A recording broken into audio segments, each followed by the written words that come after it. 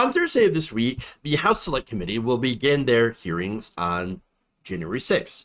So now, this is not about the Capitol riots. This is about the actual coup attempt that was taking place behind the scenes, involving so many serious players, including Republican politicians, likely the President of the United States, as well as media figures at the time. So now, the committee is going to be asking witnesses about their experiences to testify. There's over 1,000 witnesses. They're going to be reviewing all the evidence that they've collected from different text messages, documents, and all of that stuff. So now I just want to go through some of the stuff that we have now that we already know that is pretty key evidence. Okay. So for one, there was, again, part of this plan to do a coup that involved phony electors. Now, we know the plan. It's called the Green Bay Sweep, and it was submitted to by Peter Navarro and Steve Bannon. Now, this campaign encouraged Republicans in states and swing states to basically create a series of phony electors. So these electors would ignore the actual votes in their state, the way that their state actually voted, and just vote for Trump anyway in the Electoral College. So, no, that is clearly fraud, for one.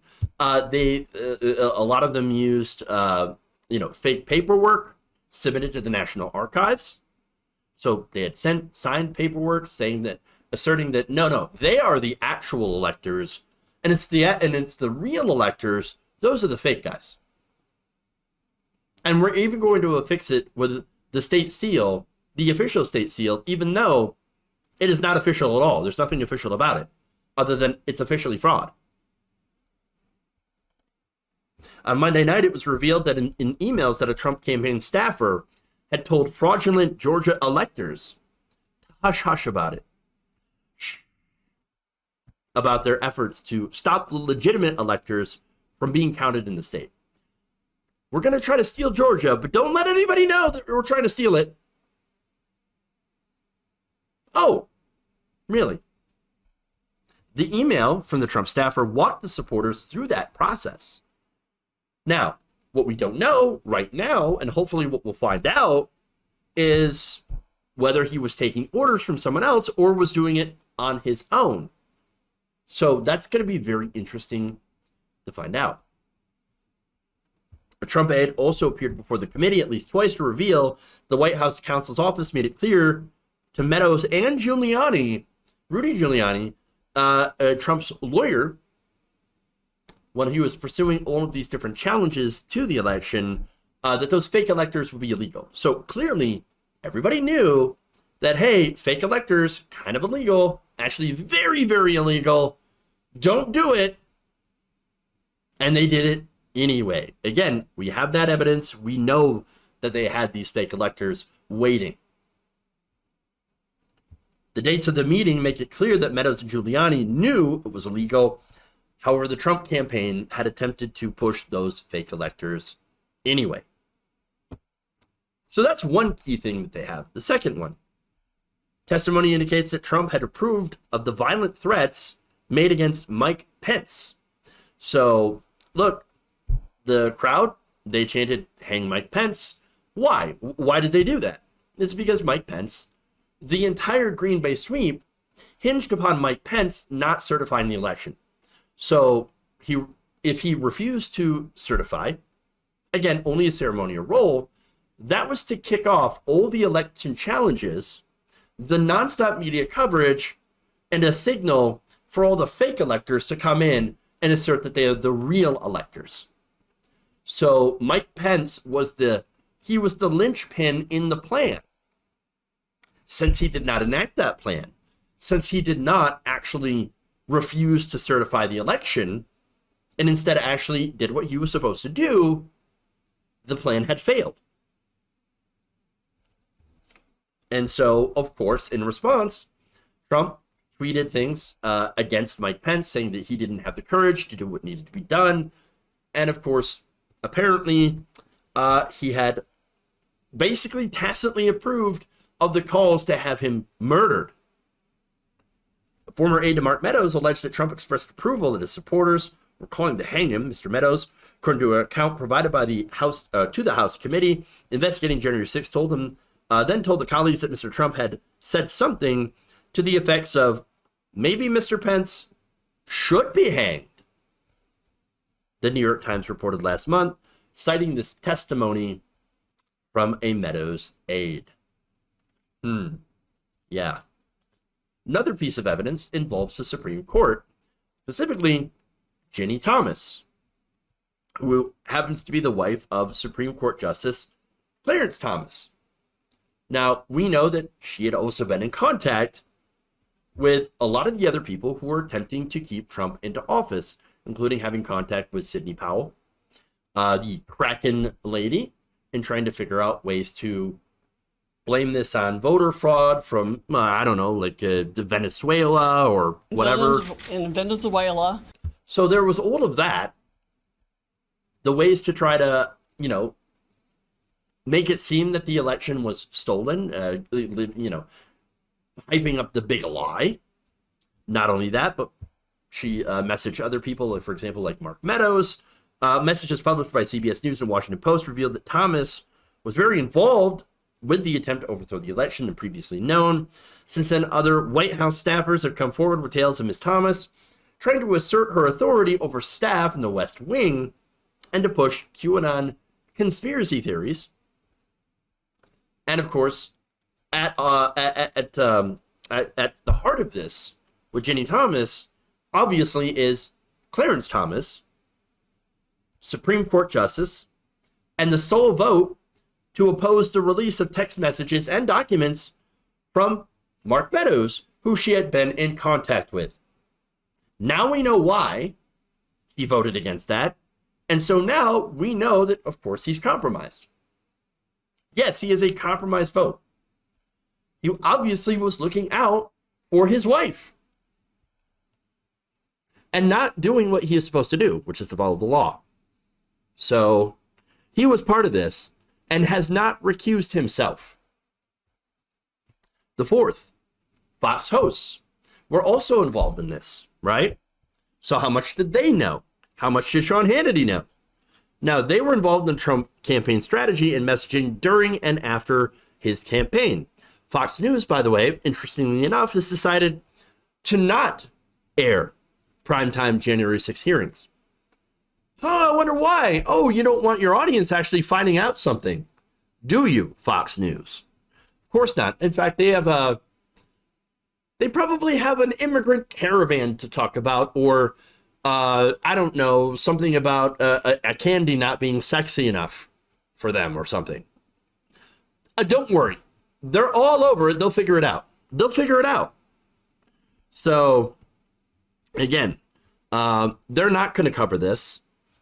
But you have Fox News host Sean Hannity in late 2020 taking directions from Mark Meadows, we know that from the texts, on how to help Trump stay in office.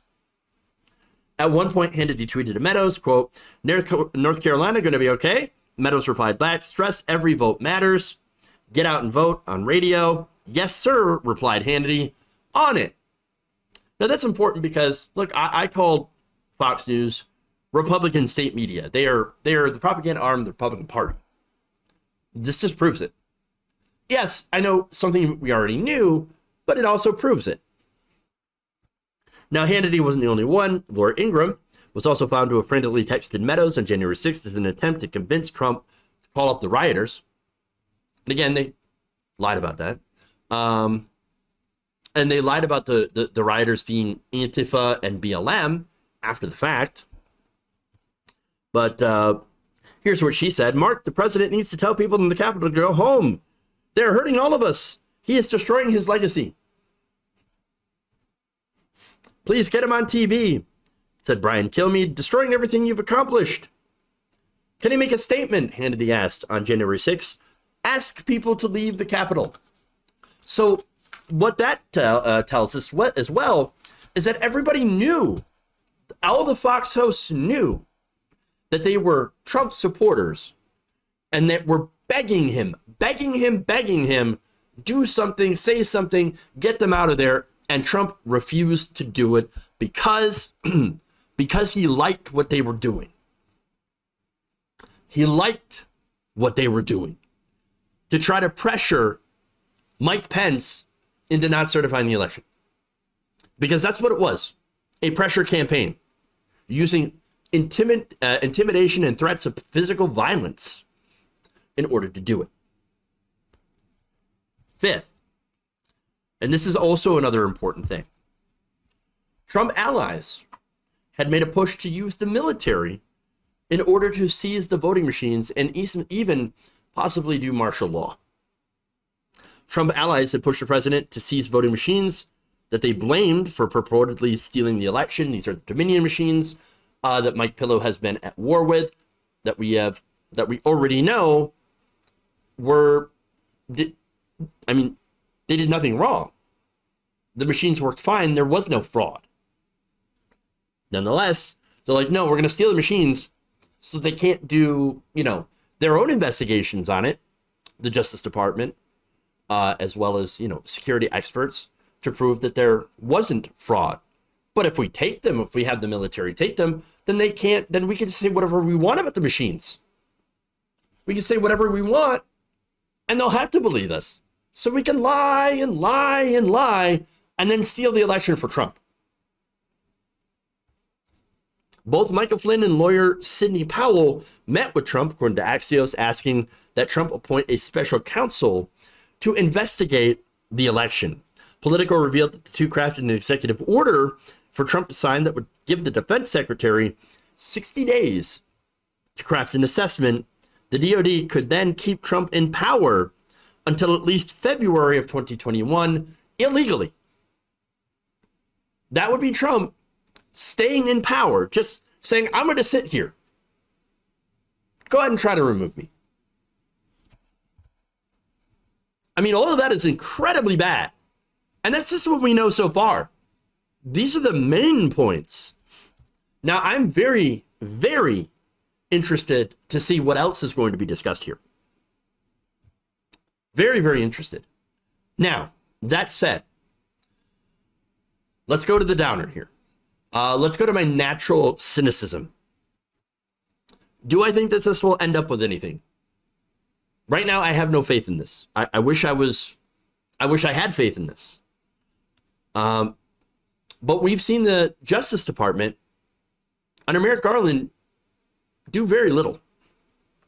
For one, Merrick Garland, even with all of this evidence, has refused to indict Donald Trump or Dan Scavino or Mark Meadows, for clearly doing contempt of Congress. Merrick Garland has been incredibly weak and feckless. I doubt any piece of evidence, and again, this is my cynicism here, any evidence the committee will present will lead to any consequences. Why? Because Republicans will say, fake news, Benghazi, it's a witch hunt. That's what it is, because that's what they say about all of that. And what will Merrick Garland do? Back down. He'll back down. Again, prove me wrong. Prove me wrong. But I don't think he will. And look, what I use as evidence of that is that already we had the district attorney in Manhattan.